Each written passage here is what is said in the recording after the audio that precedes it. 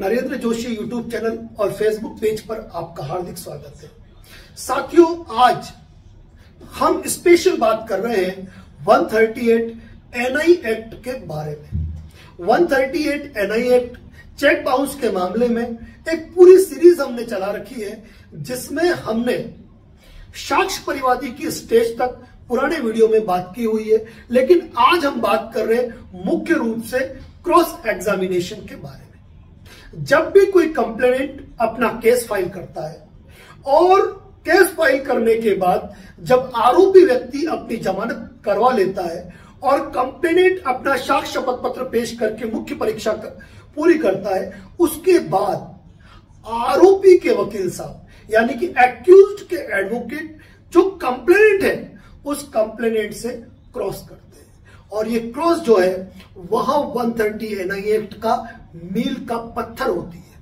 यह क्रॉस उस केस को मूव करता है कि यह केस कंप्लेनेंट के फेवर में जाएगा या फिर एक्यूज्ड के फेवर में जाएगा, क्योंकि आरोपी के जो वकील साहब है वह अपने काबिलियत और ज्ञान के आधार पर, वह परिवाद में वर्णित तथ्यों के आधार पर, कंप्लेनेंट द्वारा प्रस्तुत किए गए दस्तावेजों के आधार पर, check, return memo, legal notice, डाक रसीद, डिलीवरी रिपोर्ट के साथ कंसर्न में जो डॉक्यूमेंट लगे हुए हैं उन डॉक्यूमेंट के आधार पर सामने वाले जो कंप्लेनेंट है उससे क्रॉस एग्जामिनेशन करते हैं। और ये क्रॉस एग्जामिनेशन यदि अच्छे तरीके से होता है तो यहां पर आरोपी उस 138 एनआई एक्ट के मामले से बरी भी हो जाता है। लेकिन उसके लिए एक बेहतर तैयारी की आवश्यकता है, जो कुल मिलाकर डिपेंड करती है एक्यूज्ड पे, क्योंकि 138 एनआई एक्ट के केस को जीतने के लिए वकील से ज्यादा मेहनत और सोच जो होती है वह होनी चाहिए आरोपी व्यक्ति की, जो कि एक्यूज्ड है। एक्यूज्ड क्या करता है, उसने अपनी बेल करा ली। बेल कराने के बाद वकील साहब उसको फोन करते हैं, आज पेशी है, कल पेशी है, आपको आना है, लेकिन आरोपी का पता नहीं है। वकील साहब अपनी तरफ से उस व्यक्ति के पेशी पर उपस्थित न होने के बाबत हर बार एप्लीकेशन प्रेजेंट करते रहते हैं, केस की स्टेज चलती रहती है। लेकिन बात जब क्रॉस एग्जामिनेशन की आ जाती है तो यहां पर सबसे बड़ा वकील यदि कोई है तो वह एक्यूज्ड खुद ही है। इसके पीछे कारण है कि कंप्लेनेंट और एक्यूज्ड के बीच में जो रिलेशन थे वह रिलेशन कैसे बने, इस केस की स्थिति कैसे आई, कैसे उस पार्टी के पास चेक गया, क्या वास्तव में वो पार्टी पेमेंट मांग रही है तो कितना मांग रही है, क्या उनके बीच में कोई लिखा पड़ी है, क्या उनके बीच में कोई व्हाट्सएप चैट, ईमेल चैट है, क्या इसमें कोई बिल जारी हुए हैं, क्या इसमें वास्तव में सामने वाला व्यक्ति ने जो चेक बाउंस किया है वह वास्तव में उतना पैसा मांगता है, कंप्लेनेंट के पक्ष में क्या बातें हैं और एक्यूज्ड के पक्ष में क्या बातें हैं, ये सारी जानकारियां A to Z इंफॉर्मेशन जरूरी है कि एक्यूज्ड अपने एडवोकेट्स को दे, क्योंकि कोई भी एडवोकेट्स एक्यूज्ड की ओर से better presentation, better cross examination तभी कर पाएगा जबकि एक्यूज्ड जो है इस केस से रिलेटेड सारी बात अपने वकील साहब को बखूबी अच्छे तरीके से बताए। प्रत्येक एक्यूज्ड को चाहिए कि वह at the time of cross examination, जब आपके वकील साहब कंप्लेनेंट से परिवादी से जिरह कर रहे हैं, उस वक्त एक्यूज्ड को कोर्ट में मौजूद होना चाहिए, ताकि वह अपने वकील साहब के क्रॉस को सुने और सुनने के बाद परिवादी ने जो जवाब दिया उस जवाब का कोई क्रॉस है तो वह अपने वकील साहब को बता सके। लेकिन एक्यूज्ड क्या करते हैं, बेल ली और चल जाके बैठ के घर पे वकील साहब फोन पे फोन करते रहते हैं कि भाई आपके केस की फाइल आगे बढ़ रही है, आप आओ और सपोर्ट करो, जानकारी दो और मौजूद रहो। लेकिन जमानत कराने के बाद पार्टी घूम के नहीं आती है। ऐसी कंडीशन में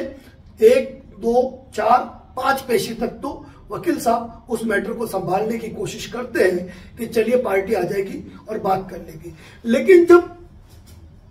बार बार मौके लेने के बाद भी जब एक्यूज्ड कोर्ट में अपीयर नहीं होता है और सारी स्टोरी की जानकारी नहीं देता है, तो मजबूरी में वकील साहब को भी उस पक्ष की ओर से कोर्ट में प्रस्तुत होना बंद करना पड़ता है। और नतीजा यह होता है कि कोर्ट आपकी बेल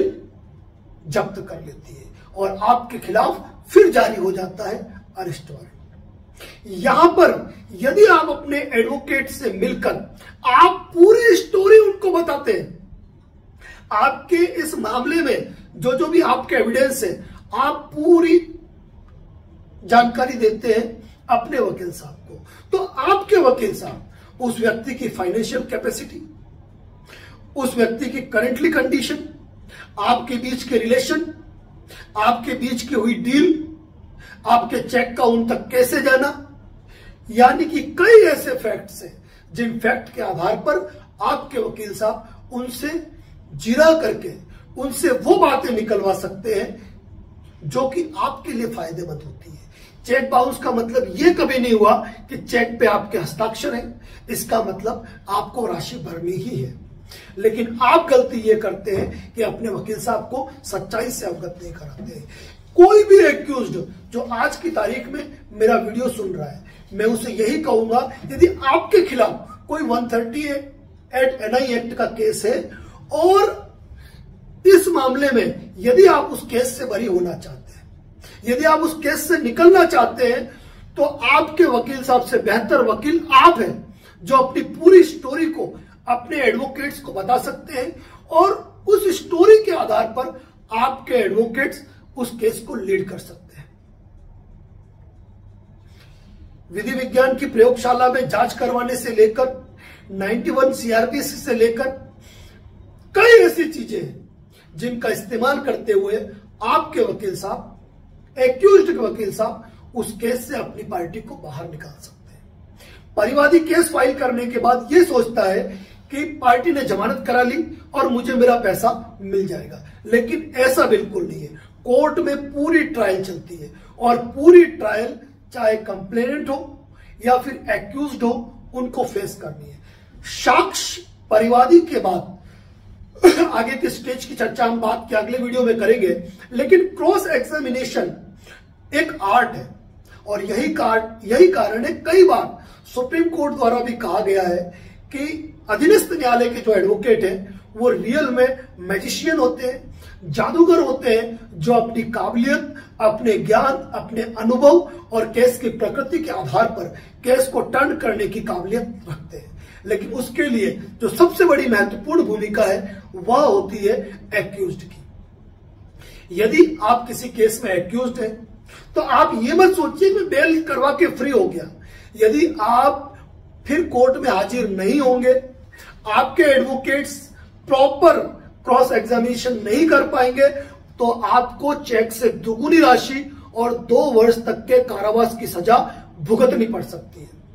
क्रॉस एग्जामिनेशन से रिलेटेड कई ऐसे सवाल हैं जिनको हमारे यूट्यूब